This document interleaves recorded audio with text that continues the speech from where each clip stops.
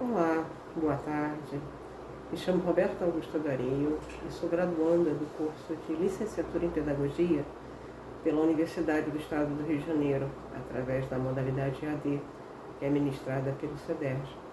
Hoje eu venho trazer para vocês uma videoaula referente ao que o desenvolvimento humano pode ajudar, né, o futuro professor, o futuro educador, né, na sua prática pedagógica. Lembrando que essa área de conhecimento da psicologia, ela estuda especificamente o desenvolvimento do ser humano em todos os seus aspectos, seja ele físico-motor, intelectual, afetivo-emocional e social, desde o nascimento até a fase adulta. A gente vai falar um pouquinho agora sobre o desenvolvimento humano. O desenvolvimento humano, ele se refere ao desenvolvimento mental e ao crescimento orgânico. O desenvolvimento mental é uma construção contínua, ou seja, essas são as formas de organização da atividade mental que vão se aperfeiçoando e se solidificando até o momento em que todas elas, essas estruturas mentais, vão permanecer ao longo de toda a nossa vida. Por quê? Qual a importância do estudo desse desenvolvimento humano? Esse estudo ele vem ajudar a gente a compreender a importância do estudo do desenvolvimento humano. Estudar o desenvolvimento humano significa conhecer as características de uma determinada faixa etária. Planejar o que e como ensinar implica saber quem é o educando. Existem formas de perceber, compreender e se comportar diante do mundo, própria de cada faixa etária. E também existem fatores que podem influenciar esse desenvolvimento. Um desses fatores é hereditariedade, desculpe a pronúncia incorreta, que é a carga genética que estabelece o potencial do indivíduo, que pode ou não desenvolver-se. A inteligência pode desenvolver-se de acordo com as condições do meio em que essa pessoa se encontra. Lembrando que também existe o crescimento orgânico, que se refere ao nosso desenvolvimento físico, ao nosso aspecto físico. Maturação neurofisiológica é o que torna possível determinado padrão de comportamento. O meio também influencia, que é um conjunto de influências e estimulações ambientais que pode alterar ou não o nosso padrão de comportamento. A gente vai falar um pouquinho agora de aspectos do desenvolvimento humano. O aspecto físico-motor, ele se refere ao crescimento orgânico, ou seja, o corpo. A maturação neurofisiológica. Vamos citar um exemplo. A criança que leva a chupeta à boca. Esse é um exemplo de aspecto físico-motor. Aspecto físico-intelectual é a capacidade de pensamento e de raciocínio. Um exemplo, a criança de 2 anos que usa um cabo de vassoura para puxar um brinquedinho que está embaixo do móvel.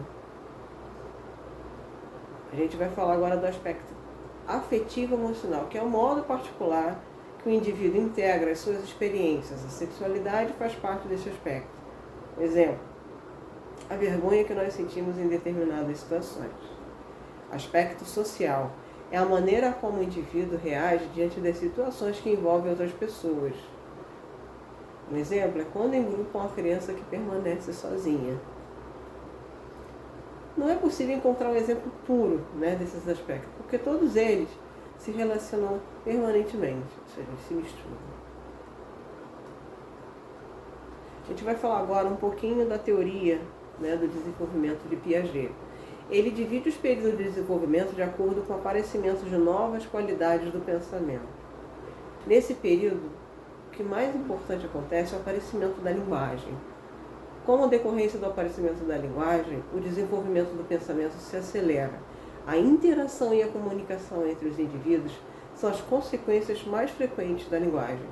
Um dos mais relevantes é o respeito que a criança nutre pelos indivíduos que julga superiores a ela. Nesse período, a maturação neurofisiológica se completa, permitindo ao indivíduo desenvolvimento de novas habilidades, como a coordenação motora fina, que é aquela quando a criança consegue pegar o lápis, né, de cor, a caneta, e pegar pequenos objetos com a ponta dos dedos, segurar o lápis corretamente. É o que a gente chama de movimento de pinça, né? E fazer os delicados movimentos exigidos pela escrita. Período das operações concretas. Esse período ele vai da infância propriamente dita, que é dos 7 a 11 anos, ou 12. Nessa idade, a criança está pronta para iniciar um processo de aprendizagem sistemática. A criança então adquire uma autonomia crescente em relação ao adulto, passando a organizar seus próprios valores morais. A grupalização com o sexo oposto diminui, ou seja, meninos com meninos, meninas com meninas. Ou seja, eles separam-se em si. Ficam mais no próprio sexo do que interagindo com o sexo oposto. A criança que no início do período ainda considerava bastante as opiniões e ideias dos adultos, no final ela passa a enfrentá-los. Período das operações formais, que é a dita adolescência, que é dos 11 ou 12 anos em diante. O indivíduo é capaz de lidar com conceitos como liberdade, justiça e mais. É capaz de tirar conclusões de puras hipóteses. O alvo de sua reflexão é a sociedade, sempre analisada como possível de ser reformada e transformada. No aspecto afetivo, o adolescente vive conflitos. Juventude, que é o que chamam de projeto de vida, né? A personalidade começa a se formar no final da infância, entre 8 e 12 anos, na idade adulta, e não surge nenhuma nova estrutura mental e o indivíduo caminha, então, com o aumento gradual do desenvolvimento cognitivo. A gente agora vai falar de diferentes escolas de pensamento sobre a psicologia do desenvolvimento, partindo de estudos sobre a construção de conhecimento e da aprendizagem. A gente vai falar agora de Gestalt. Conhecida como psicologia da forma, a Gestalt prega que todo, por exemplo, a figura completa, não corresponde somente à soma de suas partes, tendo significado que vão além delas. A Gestalt acredita que pequenos gestos ou respostas superficiais dão pistas sobre sentimentos latentes, o que a torna um instrumento terapêutico que contribui para a saúde mental. Segundo essa teoria, as pessoas se desenvolvem conforme aprendem a usar estruturas biológicas, que já nascem com elas, ou seja, apenas descobrem sua capacidade cerebral aos poucos.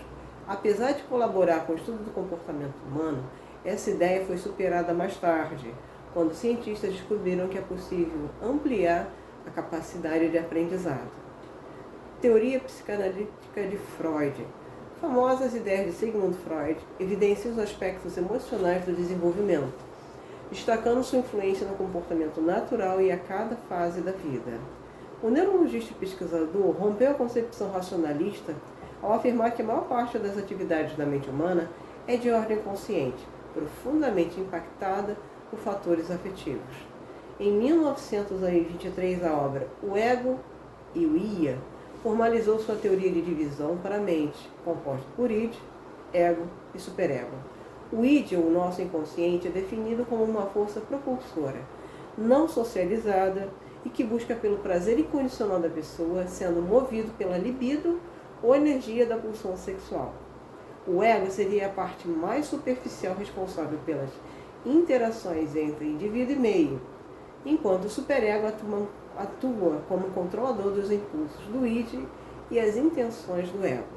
Segundo a psicanálise, o desenvolvimento ocorre em resposta à procura por satisfação, direcionada pela libido desde que o ser humano nasce.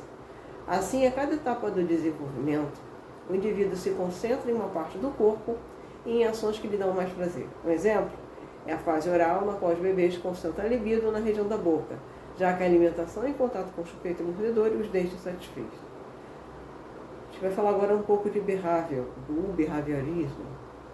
Procurando no dicionário, esse campo de estudo é descrito como teoria e método de investigação psicológica que procura examinar de modo mais objetivo o comportamento humano e dos animais, com ênfase nos fatos objetivos, estímulos e reações, sem fazer recurso à introspecção.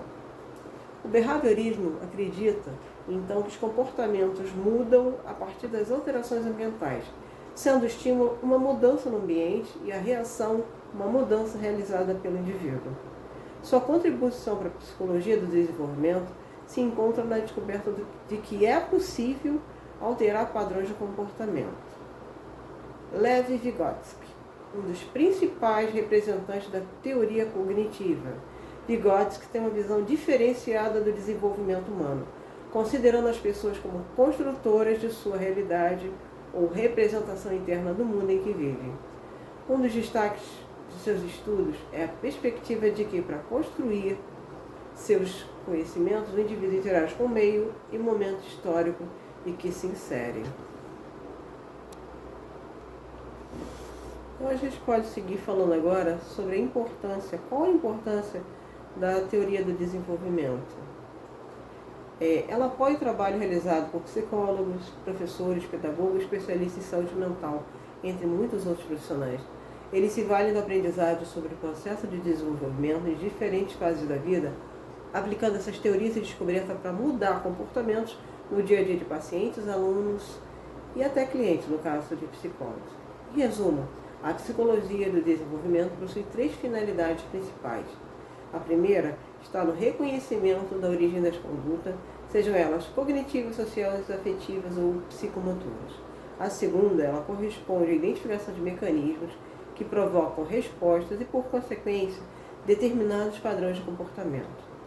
A terceira utiliza esse conhecimento para delimitar fases de desenvolvimento, revelando características comuns a cada uma. Dessa forma, é possível estudar e produzir materiais específicos adequados para aplicação junto à criança, adolescente, adulto e idosos. A gente vai falar mais um pouquinho sobre essa importância, dizendo que é bem essencial a gente estudar e identificar diferentes aspectos da fase da vida. A psicologia do desenvolvimento ela vai apoiar na construção desse aperfeiçoamento do indivíduo em cada uma delas. Em outras palavras, a gente pode dizer que no campo do conhecimento serve para evidenciar comportamentos normais e prejudiciais, incentivando melhoria e corrigindo essas falhas. Parece complexo, né? Então a gente vai dar um exemplo aqui bem comum. Imagina uma criança que tem aprendido a ler recentemente e vem tomando gosto pela leitura. Ela lê placas pelas ruas, comunicados, mensagens de jogos online e de pequeno livro. Mas depois de alguns meses, a criança começa a mostrar desinteresse por letras e palavras, deixando seus livros de lado, apresentando queda no rendimento escolar e agressividade junto aos seus colegas. Preocupados, os professores conversam com a criança, os pais da criança, que pedem para que ela leia em voz alta em casa, reparando uma confusão entre as letras. Através desse incidente, motiva-se uma consulta ao médico especialista em oftalmologia, que descobre um pequeno problema de visão. Nesse exemplo, a psicologia do desenvolvimento ela colaborou, sinalizando que existem causas por trás de comportamentos prejudiciais incomuns, como a agressividade da criança.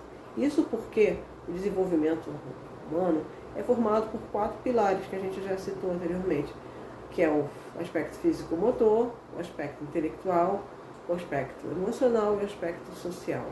E qual a importância dessa psicologia do desenvolvimento na vida dos educadores, de nós professores? Ela é importante para compreender cada um dos aspectos que a gente citou acima e é essencial para o sucesso do processo de ensino-aprendizagem. Afinal, a formação dos conhecimentos acompanha o desenvolvimento em cada fase da vida, determinando melhores técnicas pedagógicas, conteúdo e linguagens que favorecem a aprendizagem. Crianças tendem a compreender melhor mensagens transmitidas a partir de ferramentas lúdicas, de modo mais superficial, enquanto que os adultos precisam de aprofundamento e conteúdos mais robustos, mais substanciosos.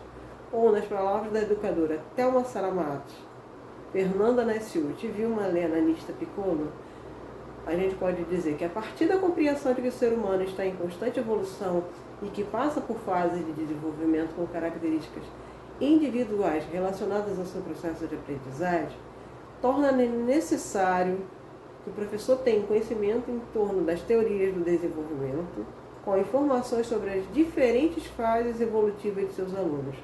O desenvolvimento humano se processa em conjunto com o conhecimento, sendo primordial o entendimento do ser em todos os seus estágios desenvolvimentais. Além de contribuir para estruturas e técnicas de ensino e de aprendizagem, conhecer os aspectos do desenvolvimento humano ajuda a construir vínculos entre educador e aluno, fortalecendo a confiança e facilitando a prática pedagógica. E, afinal de contas, quando surgiu essa tal psicologia do desenvolvimento? A data exata do surgimento dela é controversa, mas acredita-se que ela tenha nascido no final do século XIX, época em que foram registrados marcos na área. Um deles foi a fundação das primeiras sociedades para o estudo do desenvolvimento humano, como a Child Research Institute at Clark. Se estiver errado, alguém me corrige, tá? Nos Estados Unidos. e a Société Libre pour l'Étude de l'Enfant, na França. Na ocasião, ambas as nações ganharam periódicos abordando o tema, a exemplo do Pedagogical Seminars e do L'Année Psychologique. O ano de 1882 também se destaca, devido à publicação do livro The Mind